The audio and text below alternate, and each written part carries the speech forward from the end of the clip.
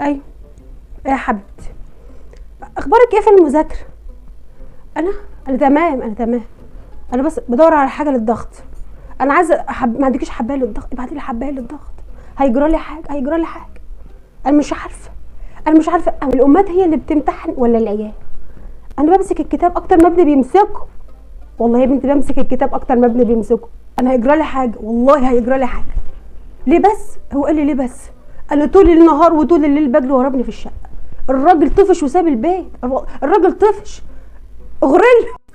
غوريلا منطلقه. شفت الغوريلات اللي هربانه من الغابه؟ انا طول النهار كده بجري ورا الولد عشان يقعد على الكتاب. بس الواد بينه وبين الكتاب طار، هو مش عاوز يقعد على الكتاب. لما انا عايز افهم برضه هو بالنسبه لدور الاب في الموضوع ده ايه، وحضرتك مش ابوه زي ما انا مامته؟ ليه لما تيجي تلاقيني بزعق يقول طول النهار وطول الليل تزعقي وبس؟ هو ده اللي عندك. طب هات لي اللي عندك منك نستفيد. ادينا حل كده علشان ابنك يقعد قدام الكتاب ويمسك الكتاب. ده في امتحان حضرتك، بكره امتحان. الناس في الشارع، الناس ما بطلوش رن عليا من الصبح. في ايه يا جماعه؟ واحده بتربي عيالها، واحده بتذاكر لعيالها، ما فيش حاجه والله. الناس فاكرين ان انا خلاص بطلق انا والراجل. شكلا رب السام الحقوا يا جماعه. طب انا عايزه اعرف حاجه، انا دلوقتي بذاكر مع ابني وهو مش راضي يذاكر وانا اللي محروق دم. طب ليه استنى هوريكي حاجه. ليه لما دمي يتحرق باكل؟ ليه؟ عايزه افهم. انا ما يذاكر ولا ما يذاكرش، يمتحن ولا ما يمتحنش، باكل ليه؟ بحط غذاء في الاكل ليه؟ مش عارف. خلصت علبه كحك اللي بتوع العيد خلصتهم. ولا الولد اللي كان ما بيسمعش كلامي من اول مره، انا لسه بقول روح هات، بلاقيه في الشارع في ساعتها. قال ايه؟ عشان ما يقعدش على الكتاب. طلباته مجابه في ساعتها.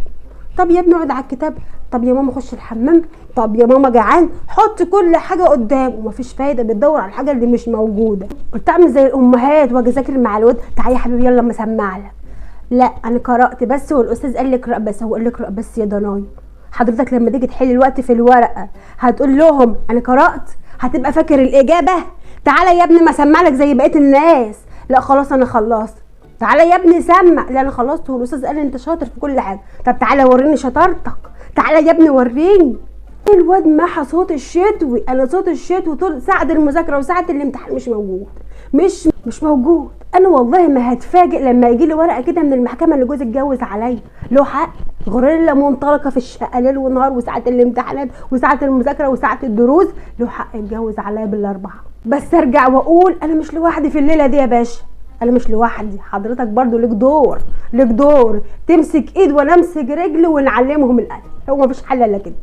مش اللي ماسكه الواد من قفاه تجري وتسيبني. بقول لك على حاجه، انا بعتها دلوقتي يجيب قلمين بس عشان الامتحان، عشان بكره من العصر العشاء اتدنت. العشاء زي ما بقول لك كده، العشاء اتدنت ولسه ما جاش. صدقي بالله انا مش لازم ادور على حد يجي ما يجيش. والله ما انا مدوره على حد. خلاص انا جبت اخري من الواد ده، جبت اخري. طب انا دلوقتي طول السنه سايباه براحته، ماسك التليفون براحته، بيعمل كل حاجه براحته. قال ايه ساعه ما قعدت هم يومين يا بنت هم يومين بس. قلت له تعالى بقى نذاكر عشان الامتحان. انت ام ظالمه، انت ام جاحده. ظالمه عشان ايه يا ضناي؟ امتحان يا حبيبي. ما قعدتش طول السنه نقعد هم كده لم الماده كده في يومين قبل الامتحانات وهو كده. يعني طول السنه عديتها وقلت خلاص هم يومين قبل الامتحانات وبرده مش عاجب. انا ظالمه؟ انا جاحده؟ يا شيخه بقى بلا امتحانات بلا بتاع. روح ذاكر لعيالك.